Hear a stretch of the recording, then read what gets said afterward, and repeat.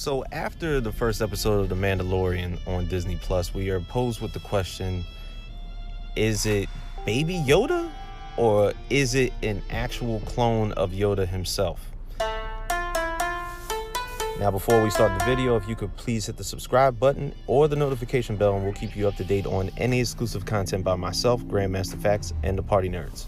So by now, I expect everybody to have seen the first episode of The Mandalorian, and ultimately we get posed with the question of who the hell is that baby and what does it pertain to? But a little bit of spoiler warnings and everything like that. If you actually clicked on the video and you've actually saw basically the thumbnail, I would definitely tell you to exit this if you have not watched the episode. So unfortunately, you're bad. Here it goes. Now, the Mandalorian, played by Pedro Pascal, is now sent on a mission, as he should, because he's a bounty hunter.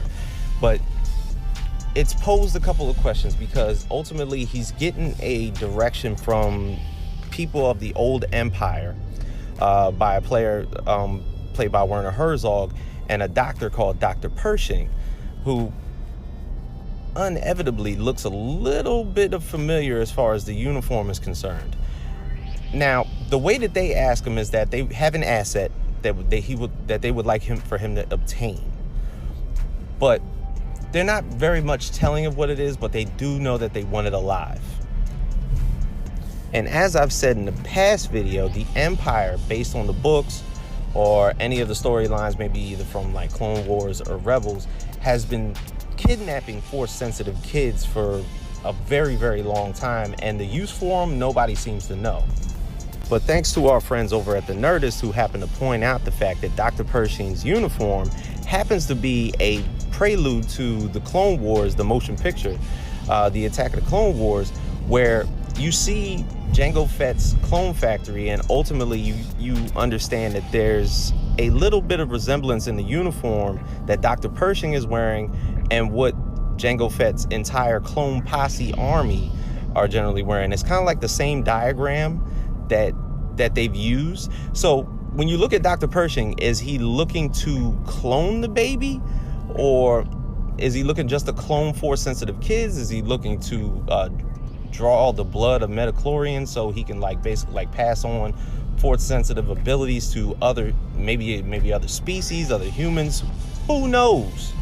But one thing that's kind of weird and eerie is, if anybody's watching Star Wars Rebels, that time travel is involved.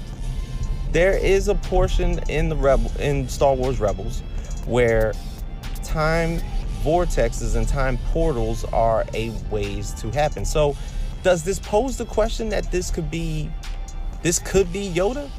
But if it's actually born, in a sense, because we have no idea what Yoda's species is, it's kind of something that George Lucas has kept under wraps for a very, very long time. But as we see it, if this baby was born in because Yoda's species doesn't generally age that great, this baby is supposed to be 50 years old.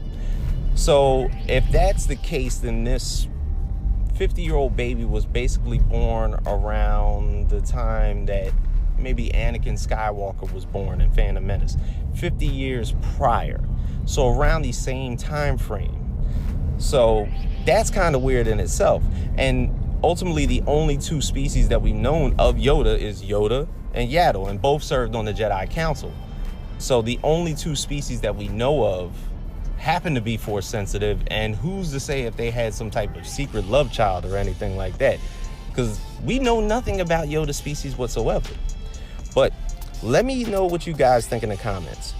Is it a possibility that it is a time-traveled Yoda brought onto the future as a baby just to reclaim its life? Or is it a clone of Yoda itself brought up as Force-sensitive in the galaxy, unbeknownst to anybody? Feel free to like, comment, subscribe to us at the Partynerdz YouTube page. Hit me up, Grandmaster FAQs, FAQs on IG and Twitter, and stay tuned for more developments. Partynerdz go.